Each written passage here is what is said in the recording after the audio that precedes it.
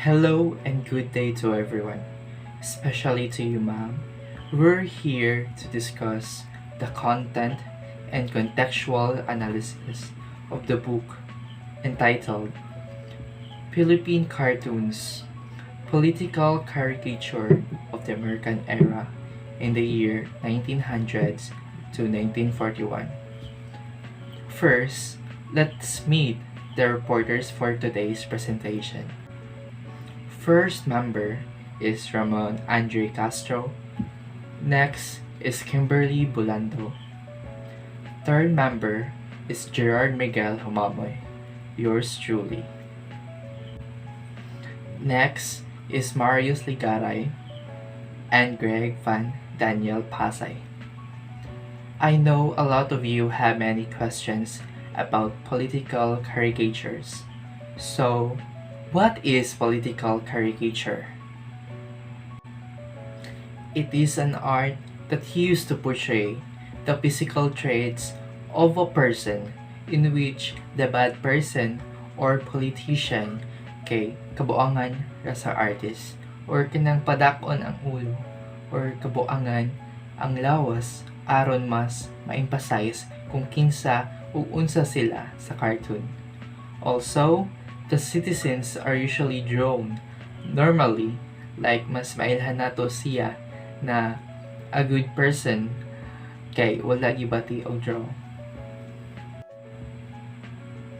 Although di siya kabuang, sorry sa paggamit na word na kabuang, but it is the way of the artist to portray a certain event aron mas maiganyo ang readers to understand history itself. So, according to Britannica, it is made to convey the comments of the artist of a current event of a specific place, in which we can find this in the editorial section of the newspaper. Even today, makita gyapon nato ni sa newspaper. So, for today's presentation, we're going to discuss the background of the author, background of the source, content presentation and analysis of important historical information, lastly, the contribution and relevance of the source in understanding Philippine history. So, now, let me pass the spotlight to the first reporter, Miss Kimberly Bolando. Thank you, Mr. Miguel. And now, without further ado, let me introduce you to the author of Political Caricature of the American Era, 1900s to 1941. He is a 77 years old man who was born on June 8, 1945. He is Alfred William McCoy, and he is regarded as one of the world's leading historians of Southeast Asia and an expert on Philippine political history. Opium trafficking in the Golden Triangle, underworld crime syndicates, and international political surveillance. He currently has 16,684 library holdings and 117 works across 449 publications in 6 different languages. He graduated from Kent School in 1964, went on to Columbia College for his degree, and Yale University for his PhD or Doctor of Philosophy in Southeast Asian History.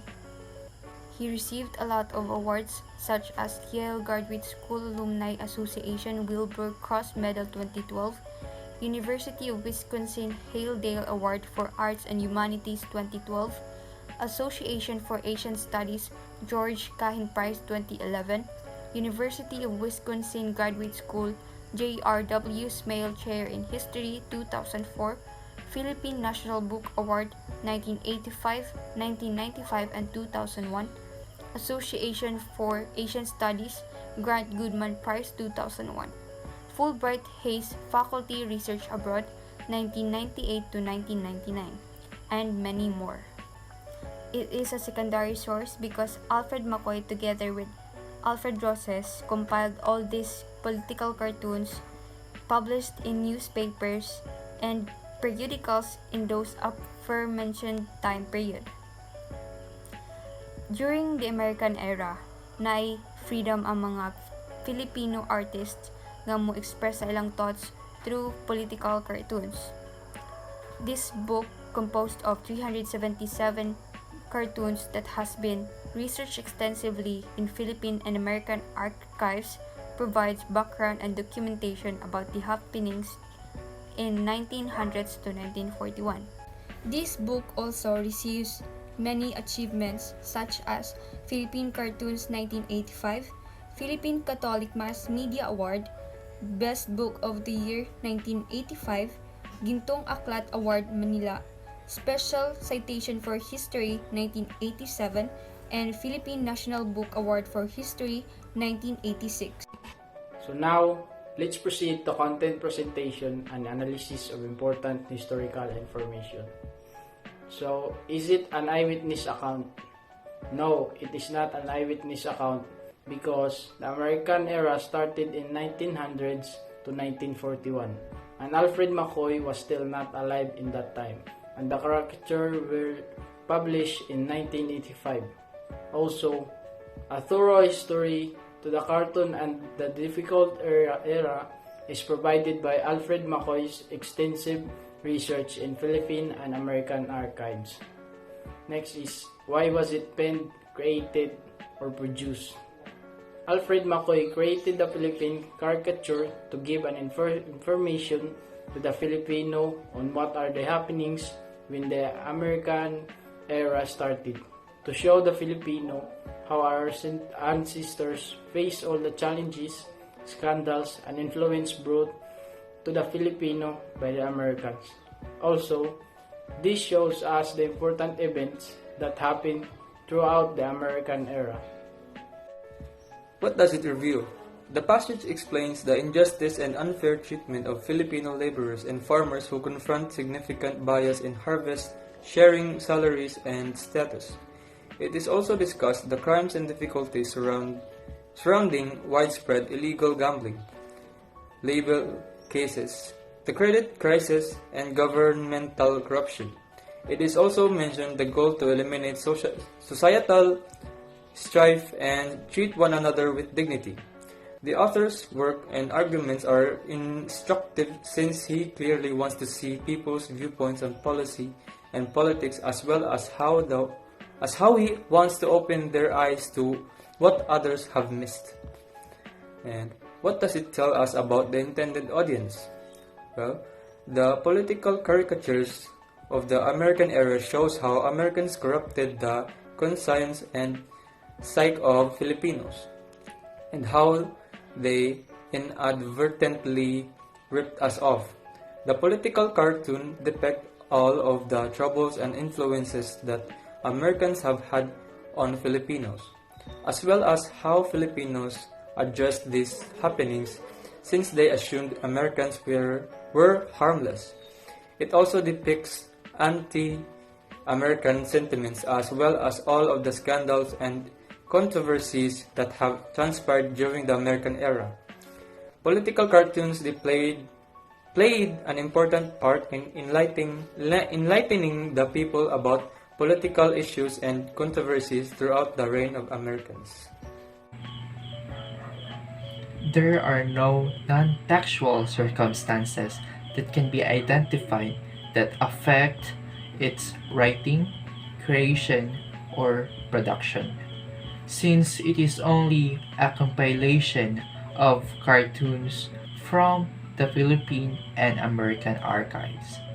In order to provide a thorough background on not just the cartoons but also the turbulent era.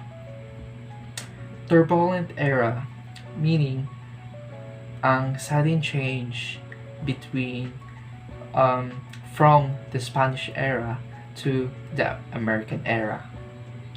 In addition, during the American era, Filipino artists gained full expression than in the Spanish era, in which they portray their social and political thoughts through art that has become a part of the newspaper. So now, let me give the floor to Mr. Marius Legaray.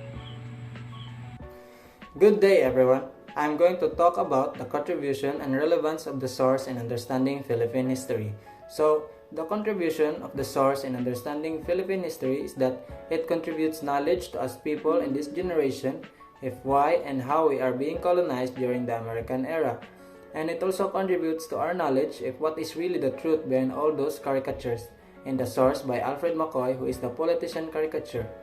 Other than that, Alfred McCoy also shows in his caricature how the Americans have treated us and teach us what the knowledge they bring from their country and have adopted it from time after time.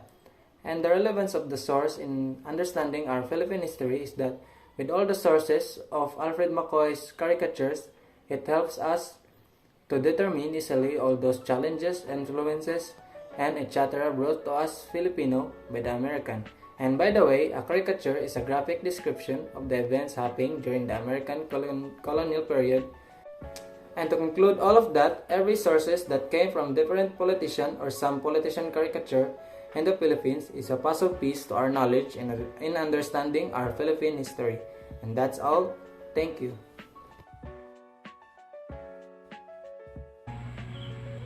Now, before we end this presentation, let us show you all our answers in paragraph or detailed form.